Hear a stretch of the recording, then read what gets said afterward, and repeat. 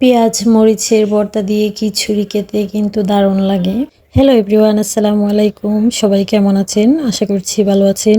আলহামদুলিল্লাহ, আমিও ভালো আছি। আবারও আমার নতুন ভিডিওতে সবাইকে ওয়েলকাম জানাচ্ছি। আশা করছি আজকের ভিডিওটিও ভালো লাগবে। আজকে যেহেতু ফ্রাইডে, সো আমরা একটু ঘুম থেকে লেটেই উঠেছি। ঘুম থেকে উঠেই সকালে নাস্তার জন্য প্রিপারেশন নিচ্ছিলাম।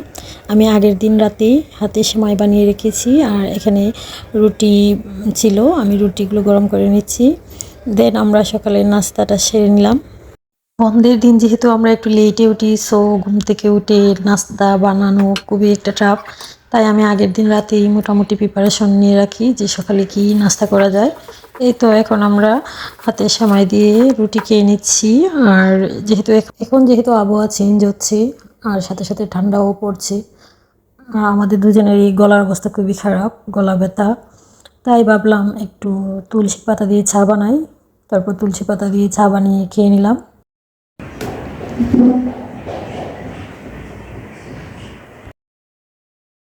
দুপুরে রান্নার জন্য প্রিপারেশন নিচ্ছিলাম কি করব। তারপর ভাবলাম আজকে খিচুড়ি রান্না করি। তাই আমি মশলা বেটে নিচ্ছি। আমি সবসময় ট্রাই করি যে কোনো তরকারিতেই সাথে সাথে পেঁয়াজ, রসুন, আদা এগুলো বেটে দিতে, কারণ সাথে সাথে বেটে দিলে তরকারির একটা টেস্ট আসে। এই তো আমি এখানে চিকেন রান্না করছিলাম, যেহেতু খিচুড়ি রান্নাবো তাই ভাবলাম একটু চিকেন রান্না করি।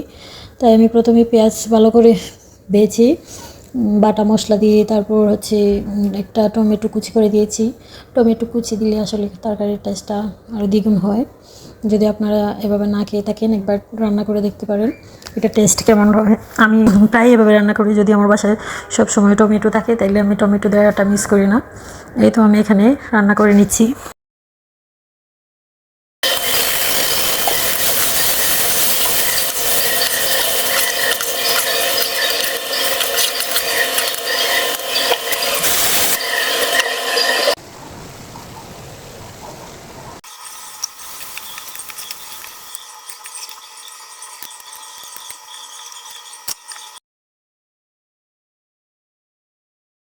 চিকেন রান্না শেষ করে এখন আমি খিচুড়ি রান্না করে নেব। আমি এখানে পোলার চাল নিয়েছি এক পটের চেয়ে বেশি, তারপর ডাল নিয়েছি চালের অর্ধেক, তারপর ভালো করে ধুয়ে পরিষ্কার করে নিয়েছি।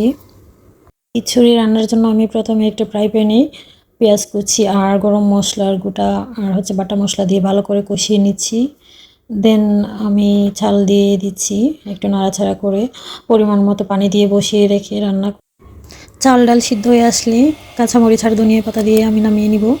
এই তো আমার খিচুড়ি হয়ে গেছে।